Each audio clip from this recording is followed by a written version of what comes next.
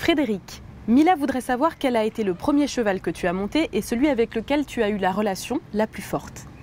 Alors le premier cheval, ça a été une jument que mon père avait achetée, qui s'appelait Choupette, une belle jument baie, avec laquelle j'ai vraiment fait, on va dire, mes premières sensations équestres.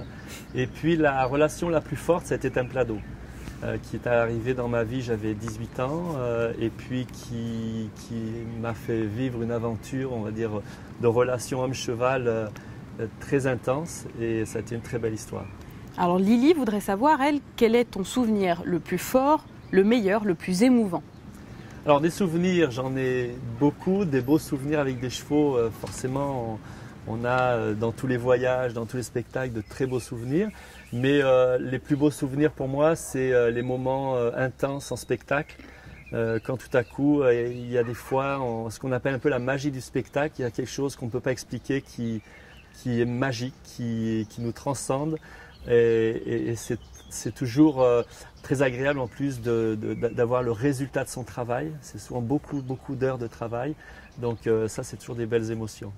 Clémence, elle voudrait savoir d'où est venue cette passion. Alors la passion m'a été transmise par mon père, en fait, qui est passionné de chevaux depuis toujours et qui nous l'a transmis à mes frères et sœurs. Et donc ça, c'est après la rencontre avec d'autres cavaliers, d'autres hommes de chevaux, ou pas forcément de chevaux d'ailleurs, mais qui continuent, qui font perdurer la passion et qui nourrissent la passion. Clo-Clo, elle voudrait savoir d'où est venue la passion du dressage monté ou en liberté avec des Lusitaniens. Alors la passion du dressage en liberté, je pense que c'est vraiment parce qu'on vivait comme des sauvages à la maison avec notre groupe de chevaux dans les prés. On ne mettait pas forcément de licol, ni de bride, ni de selle. On était comme ça très naturel, on va dire. Donc quand on parle d'équitation naturelle, c'était à l'occurrence très juste. Et puis le Lusitanien, ça a été un cheval que j'ai toujours apprécié par son esthétique. Mais ça a été surtout la rencontre avec Magali et l'élevage Delgado qui m'ont mis de passion pour le cheval Lusitanien. Gwen, elle voudrait savoir si tu travailles avec d'autres types de chevaux. Alors non, j'aime beaucoup toutes les races de chevaux. J'aime vraiment tout ce que chaque race amène de sensibilité, de réactivité, etc.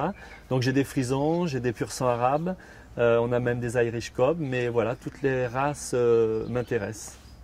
Marion, elle voudrait savoir comment gérer son stress en spectacle ou du moins éviter que le stress se communique aux chevaux. Alors le stress, c'est une très bonne question. La gestion du stress, très compliquée. Surtout avec des étalons, quand on sait que le stress provoque l'agressivité. Alors en spectacle, c'est souvent décuplé, parce qu'il y a tout le stress des lumières, des musiques, etc. Donc j'ai rapidement compris que pour gérer le stress de son cheval, il faut d'abord gérer le sien. Donc j'ai travaillé beaucoup sur des méthodes de yoga, des méthodes de sophrologie, pour arriver tout doucement à être capable de me gérer moi. Et j'ai mes petites routines, on va dire, avant le spectacle pour arriver à bien se recentrer avant de travailler avec ses chevaux. Enfin, Kim voudrait savoir si tu utilises toujours la même méthode ou si tu dois changer avec chaque cheval. Alors la méthode, elle reste la même. Je pense que la méthode change au fil des années parce qu'on l'a fait évoluer, on essaye de l'améliorer. Mais on s'adapte à chaque cheval, effectivement. Donc ça veut dire que avec une même méthode, s'adapter à chaque cheval, c'est possible et au contraire, c'est important. Chaque cheval arrive avec sa dose de réactivité, de sensibilité différente, donc c'est à nous de nous adapter. Merci Frédéric Quignon, on te retrouve à partir du 28 avril dans le Maghetto sur Equidia.